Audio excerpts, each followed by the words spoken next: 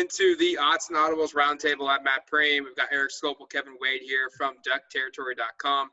Another roundtable discussing the latest news and notes with Oregon football, Oregon basketball, recruiting, and all of that in between.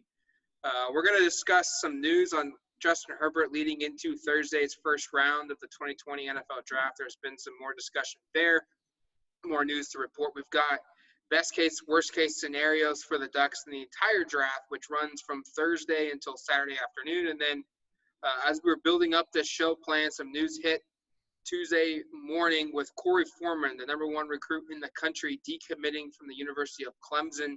We'll discuss how that impacts the Oregon Ducks. But before we get into this show, I want to remind all you guys out there, if you don't subscribe to DuckTerritory.com, please consider doing so now. You can get it for as low as 50% off your annual membership if you sign up today, $1 for your first month if you don't want to go through the annual route. Now, Kevin, what's the latest as we head into Thursday's, the last couple of days before Thursday's first round of the NFL draft regarding Justin Herbert? There's been a lot of new smoke this week, but it's all kind of trending in the same direction. Are the Miami Dolphins going to make that move, pick Herbert over Tua? A few new teams have kind of entered the fold. Last week, the Detroit Lions were reported to be holding meetings, the number 3 pick in the draft. This week, the New York Giants, the number 4 pick in the draft, have been doing their research into Herbert. So there's a lot of smoke that Herbert is going to end up into that top, probably 6 of the draft. I mean, the betting lines have increased over the past few days. Last week, since the odds were released, it was Herbert was 6. You could bet over under 6 going to the Chargers. Now it's inched up. It's now at about 5. So I think there's a lot of optimism that Herbert goes in that top 6. I think that's where all the rumors are trending. Teams are probably going to have to trade up to get him. I think that kind of just makes things interesting with when you have a team like the Giants who already have a quarterback, or the Lions who are looking to replace Matthew Stafford. What's going to be the best fit for Justin Herbert?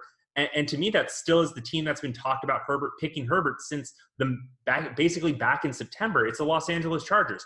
Phillip Rivers, no longer there.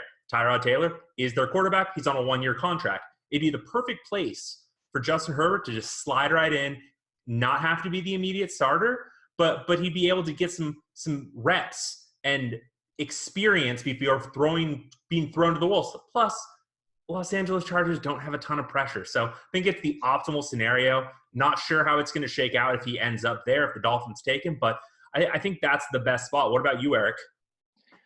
For me, I kind of – probably not where he's going to end up going, but I think it'd be great for him, like you said, not to be thrust into a starting role. So I was thinking of what about a spot as kind of a short-term backup for either Tom Brady in Tampa Bay or Drew Brees in New Orleans. And I know both guys are under contract for a little bit, but both quarterbacks in their 40s, 2 of the best to ever do it statistically and just in terms of how they perform. What a cool opportunity to be kind of mentored by one of those 2 great quarterbacks. Obviously, I think maybe mine's maybe a little bit less likely than what's going to happen. It sounds like he's probably going to go before that. But in terms of just like a best fit for where he could maybe develop the best, you think about how Aaron Rodgers developed under Brett Favre in Green Bay, and there's obviously other quarterbacks that have done so. I just think one of those type of fits might work out really, really well. How about you, Matt? Do you have any spots that you're kind of pointing towards? Yeah, I think I agree with Kevin. The Chargers are probably the best fit because they've got some really good receivers, tight end, running backs around the quarterback position. Tyrod Taylor's kind of in a position where, like Kevin said, he could show up and learn under Tyrod Taylor for a year, maybe 2 years, or maybe things go sour with Tyrod Taylor. And 8 weeks into the season, they start that transition. But I think they've got some pieces already in place where whoever is the quarterback, if things click pretty quickly, they could be really good. And the Chargers are always a team that seems to be in the hunt for the playoffs. They're not a team that's historically – at least the last 10 or 15 years where they're in the bottom of the draft year after year. And so I look at them as a franchise that knows winning. They know how to compete in their division. Another team I think might be interesting to watch, and they've been more linked with Tua than they have been with Herbert, but the New England Patriots. What does Bill Belichick do? And if maybe some guys say, maybe some teams up ahead say, hey, we're okay with passing on a quarterback this year. We've got some other needs to fill. We're going to draft a defensive lineman or a linebacker or an offensive lineman. And we see Tua and Herbert slip a little bit. Does the Patriots and Bill Belichick, do they go up and try and trade up to get a Herbert or a Tua? That would be a really interesting pick as well, in my mind. And maybe we end up realizing what is right above Kevin's head, which is that Tom Brady was a system quarterback after all, and that you just plugged in Justin Herbert and the Patriots are winning Super Bowls right away. Let's now move and talk a little bit about best case, worst case scenarios, not for Herbert specifically, but for the draft as a whole. A number more, honestly, probably more like players that have a chance to be drafted this year than we've seen from Oregon for, I don't know, at least 4 or 5 years. There's a number of cycles, probably since like that Mariota, I think it was Armstead also in the first round of that draft. A couple of recent mock drafts have up to 6 players being selected. Obviously, Herbert going in the first round, a couple other players on day 2. Best case for me would probably be like 4 guys go in the first 2 days. So you'd have Herbert in that first day, obviously. Second day is rounds 2 and 3. And maybe you see a Shane Lemieux and a Troy Dye, who are projected, at least in a couple of these mock drafts, go in the 3rd round. And maybe we see a Throckmorton or a Jacob Breland. Maybe somebody falls in love with one of those players and they slide into the back end of the 3rd round. And then you see a total of 6 players drafted, because I do think whether it's on day 2 or 3, I think Hansen will probably get selected, probably going to be a day 3 guy. Throckmorton and certainly Breland also kind of feel like they fit that kind of that's their range, maybe borderline 2 or 3 day selection. So I think getting 6 players drafted would probably be best case scenario. Maybe you get a spot where a team really likes a Jawan Johnson, who's not really projected in a couple of these I've looked at, and maybe he slides in as a late selection. But that's kind of what I'm thinking best case is you get Herbert off the board on day 1, you get 2 or 3 of those guys on day 2, and then 2 or 3 more guys the 3rd day. What about worst case scenario? And for this, we turn to Kevin Wade, our doomsday reporter. Yeah, I wouldn't just say worst case. It's just more looking at a lot of mock drafts. There was a brand new one out from NFL.com today that only had 3 Ducks, and I kind of felt like that one. It had Justin Herbert in the first round is pretty obvious, but then Troy Dye slipping to the late day 3 in the end of the 5th round, going to the Niners, and then Throckmorton in the 6th round with the Bills. So I think that's kind of the worst I've seen so far. I don't think that will happen, especially I think Shane Lemieux and Throckmorton will both find themselves drafted. I think 4 Ducks is kind of where I would set the bar. If you were trying to set the bar of how many Ducks get picked, it'd be 4, and it would be Throck, Shane Lemieux, Dye, and Herbert, obviously. I still think that Jake Hansen has a good shot, just since center is such a valuable position, to at least get one of those, a 6th or 7th round pick. And then the problem with Jacob Breland is that he didn't participate in the combine or pro day. So you just don't know about it. And it's a very wide receiver heavy draft class. That's why I'm kind of a little concerned for Jawan Johnson being picked, though I do think he ends up UDFA. Matt, what do you think actually happens? I think we see 4, maybe 5 Ducks get picked in this draft. I look at Herbert. Obviously, he's going to be a first-round draft pick. I wonder if Troy Dye gets into the 2nd round. I think he is more likely to be picked in the 3rd.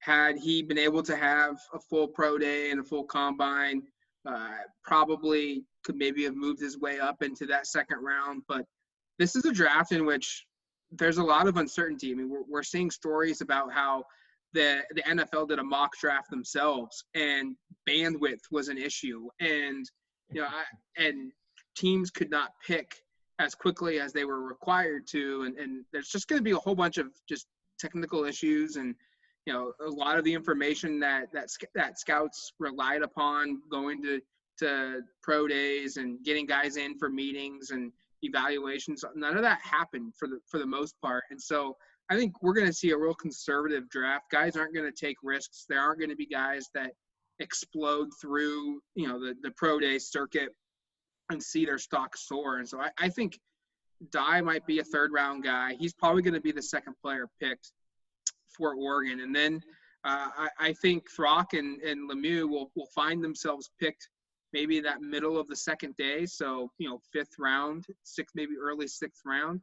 And then it boils down to, do you think a Jacob Brillen, like Kevin said, who hasn't been able to participate in any of the combines, did he do enough in his half of a football season this year to warrant getting drafted? Did Juwan Johnson do enough to get picked? Does Jake Hansen slide up? I think we might see one of those three, but I don't think we see more than that get picked somewhere in the 7th round. Both guys who don't get picked will be, undrafted free agents, no doubt about that. Dallas Warmack will get picked up for an undrafted free agent contract, and you could see a Gus Cumberlander, maybe a Bryson Young as well. But I think if I were to set the odds of how many Ducks are drafted, I would set it at 4.5, and I would probably take the under. I would say 4 guys to definitely get picked, and I would think the other 3 are going to end up probably being undrafted free agents. All right, now to wrap up this show, there was some big breaking news that played out Tuesday morning, the 21st of April, when we recorded this. The number 1 recruit in the country decommitted from Clemson. That's Korey Foreman, strong side defensive end from Southern California. This is the first decommitment that Clemson has had to deal with since the 2016 class. So that's just mind-boggling in of itself to see a program basically land commitment after commitment and then hold on to every single one for so long. That's a crazy stat to see get snapped. Greg Biggins, 24/7 Sports, he is reporting that it's in part due to coming home and wanting to visit other schools to ensure that he's okay leaving the Southern California area and going across the country to Clemson to play his football. And it's going to open the door now for a lot of schools to recruit him again. Oregon was one of those, I won't say finalists, but top schools that he had prior to his commitment to Clemson. Kevin, Foreman he's already been on campus a couple times. What do we know about these visits, and how have they impacted Oregon's recruiting going forward, you feel like, with now him back available? I think those early visits, obviously very few visits happened overall this spring. I know he visited Clemson in January when he committed to Clemson, but a lot of recruits aren't taking visits this spring, so you kind of have to go back to those last years, those last fall, last spring. And Foreman has already been on campus twice, which is a huge edge up for the Ducks. And I think there's some quotes, they're on the site from when he visited Oregon the last time, that just talk about the excitement, the energy that Oregon brought on both visits, and they were both different to him, which I think stands out a lot. And then I think Oregon definitely is going to have to show that, hey, Southern California is not that far away, because he's been up here twice. He knows how close it is and how dominant Oregon's roster is from guys from Southern California, especially the last 2 cycles with Kayvon Thibodeau and Justin Flo last year. So I think that's going to be kind of the pitch is you made the visits up here. You know what it's like. Might be time to leave the Southland if that's why you wanted to go to Clemson originally, but Oregon isn't that far away. Oregon's going to be competing. I think it's going to come down to there's 2 different battles here. One, can the West Coast schools, i.e. Oregon, USC, and Washington, convince Korey Foreman to focus on them over Alabama, Clemson, LSU, Georgia, and Ohio State? And if that battle happens, then it becomes, well, which West Coast school is he going to pick? Eric, how would Korey Foreman impact this class and the Oregon program moving forward should he sign with the Ducks? I just threw the addition of Korey Foreman into 24/7's class calculator. They would move from number 19 to 15. It's only a 4-spot jump, but it was like a 30-point jump. So it's actually Kevin's smiling because I actually am proving I know how to use the website's features. But that's a significant jump. It was like a 30-point jump, which is actually pretty significant, even though it's only 4 spots up. So that would be really significant in terms of moving them up the class rankings. And obviously that would probably build the class, and you're looking at a class with 5 commitments right now. But if you add a player like Foreman, it fills out the way we think it might. And obviously you land a player of his caliber, and then there can be kind of a domino effect. You could be looking at a class that once again is top 10 nationally. And obviously that's a huge thing. And it also would be the 3rd straight class where Oregon has gone out and signed a 5-star defensive player from the Los Angeles kind of area, and going out and signing players from that region of the country consistently. certainly sort of flexes what Oregon can do out west, competing with the USCs of the world. Probably would once again, and I know USC's had a lot of success recently, and Matt was just talking about how that might be where this battle ends up. But it would certainly be an opportunity to be like, hey, we can beat USC heads up for one of the guys in their backyard. And that's something that for decades was not the case. Oregon has kind of proven that over the last couple of cycles that they can compete with USC, but I think this would kind of further cement this. And then finally, like, just imagine, like, in terms of like in actual game action, what it would be like for probably just one season. But you have Kayvon Thibodeau on one edge and possibly Korey Foreman on the other. That's a couple of guys who are probably going to be top draft picks. That prospect would be extremely exciting, especially with what else is being built with Andy Avalos and company on that defense. I think the prospect of adding another probably top 5, top 10 draft pick kind of caliber player, you think about what that would do to a defense, that would be obviously seismic. So it's very, very significant if this can come together. Oregon has currently a senior in Austin Folio starting at the strong side defensive end position. So there's kind of a natural play-in for Foreman to slide right into the starting lineup. Obviously, you'd have to earn it. You have to win the job. But there's that natural just, hey, we have a senior leaving the program, and you could slide right into that position if you can win it for the starting lineup for Oregon's defense during the 2021 season. We're going to have more coverage on Korey Foreman, on Justin Herbert, on the NFL draft as a whole on DuckTerritory.com. So make sure you go check that out. We've also got the promotion running right now, 50% off. We'll be going for all annual memberships for the next couple of days. And if you don't want to do an annual membership and you want to go month to month, your first month will cost you just $1 and then $9.95 thereafter. So either option, incredible value. Highly encourage you guys to give us a try. For Kevin Wade, for Eric Scopa, myself, Matt Prehm, thank you for watching the Odds and Audibles Roundtable.